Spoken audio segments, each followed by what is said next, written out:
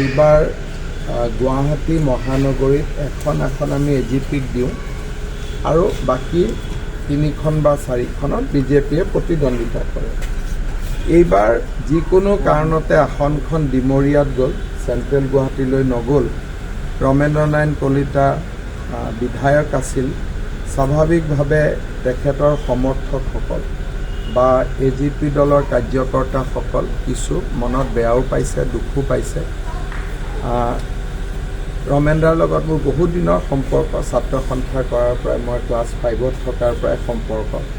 গতিকে ৰমেন্দ্ৰক যি ধৰণে যথোচিত সন্মান আমি দিব লাগে আমি দি থাকিম আৰু ৰমেন্দ্ৰই নিজেও বুজে আৰু বহুত বেছি মোৰ ৰমেন্দ্ৰক বুজাবলগীয়া কথাও নাথাকে। কথাবিলাক ৰমেন্দ্ৰই নিজে জানেও বুজেও আৰু মোৰ প্ৰতি ৰমেন্দ্ৰৰ বহুত বেছি স্নেহ আৰু মৰম আছে।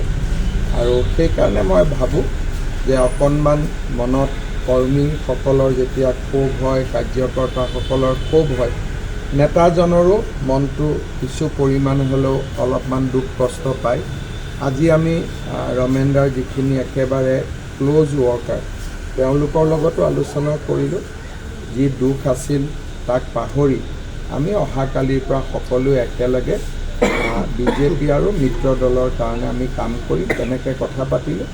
আৰু ৰমেন্দ্ৰক সদায় বিজেপি এজিপি দুয়োটা দলে সদায় যথোচিত সন্মান দি যায়।